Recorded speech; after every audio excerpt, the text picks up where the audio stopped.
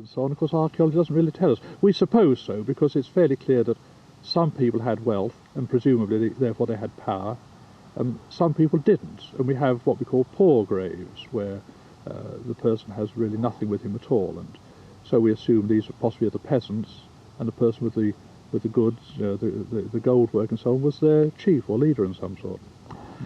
A mound the size of this Great Mound here at Mounds Park, unusual?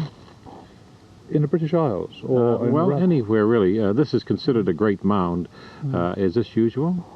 Well, there are bigger ones than this, of course, in the United States, and this is about the size of a mound we might expect in the more densely populated parts of the British Isles. So in places around Stonehenge, for example, where there are a lot of people, we come across these enclosures like this, of this sort of diameter.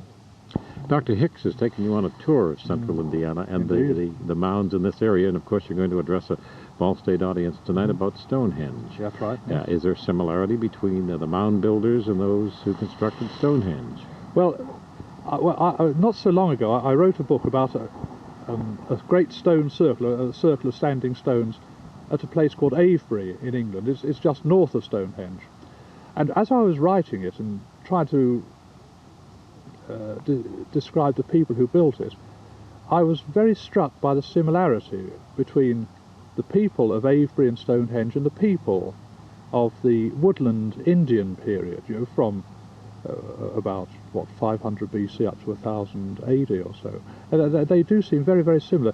It must simply be that this is how human beings develop in this sort of climates, this sort of latitude, and these conditions. In talking with you earlier, you said you mentioned the Indiana mounds in one of your books. That's right. Because they are well known, even on the other side of the Atlantic. We know about these great structures, and our only difficulty is getting hold of information about them, which is one of the reasons, of course, I'm here. That at last I can see them, and I can read books, and above all, perhaps I can talk with scholars like Dr. Nickerson, who will tell me so much about them. Have we learned anything new about Stonehenge? Well, somebody once said that every age gets the Stonehenge it deserves or desires, Every age interprets Stonehenge anew. At one time it was a temple of the Druids, blood-ridden sacrifices all over the place. Today Stonehenge is supposed to be a scientific astronomical observatory, and who knows, in 50 years' time it'll be something to do with spacecraft perhaps, but we're always learning something about it. It gives up its secrets slowly. It's almost as if it grudges parting with any information, but we know now when it was built, roughly the period, around about 5,000 years ago. We know how it was built, how the great stones were put up. We know something about the people who built them. And we know from the burials inside it that it was, if you like, a temple connected with the dead. And it did have sight lines built into it towards the sunrise, and I think also towards the sunset, and to the rising of the moon. So we have astronomy in the monument. I don't think it's an observatory in the sense that Mount Wilson or Mount Palomar is an observatory for analysing the heavens, but it was certainly a place where the people wanted to bring the sun and the moon into association with the dead, for their rituals. And I think we are standing against an enclosure here which probably had very much of the same purpose, a place where people met. They met probably to argue about boundaries and who owned what land, when the crops were going to be planted, to trade, for goods that would be brought in, so people could come here in safety, and also, of course, for their religious activities as well. That, when you say could meet here in safety, could we go a step further and say that possibly it was a neutral ground where even the warring factions might get together to discuss their problems? Seems to be the case in Britain. We often find these henges, these enclosures, at the edges of territories. They're rarely in the centre of what we might call a tribal area, as if people from outside say, well, we don't want to go too far into this hostile land. We can go a little way, and so they'll just go over the boundary, and there's the henge, and perhaps it was a place rather like a sanctuary. As long as you were there, as long as you were trading, you were guaranteed safety. We've all seen the television programs of ancient astronauts and visitors from outer space. Do you subscribe to any of these theories that seem to be further developed by aerial observation of structures such as these? No, I don't believe that these places were built by anybody coming from out of space.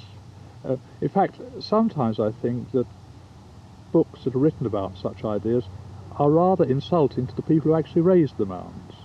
The human being is an infinitely inventive person. He has imagination, drive, determination, know-how.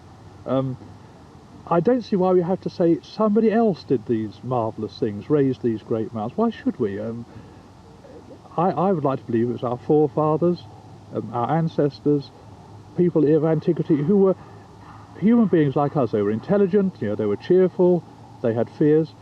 They did it. We don't need somebody from Mars or Jupiter or anywhere else. So let's keep it to ourselves. You mentioned that it is known how the large stones, I don't think I've read how they were moved at Stonehenge. Oh, I see. Some of those stones, of course, are immense. What, 20, 30 tons? Some are actually 50 or 60 tons in weight. Now, as far as we know, in Britain at that time, nobody had any knowledge of the wheel. And we suppose, therefore, these stones were put on great sledges and just dragged by human muscle power. They may have used oxen, of course, but even then, when they actually got the stones to Stonehenge, they would have to use human beings, because an ox is slow, it's awkward, and it's incredibly stupid.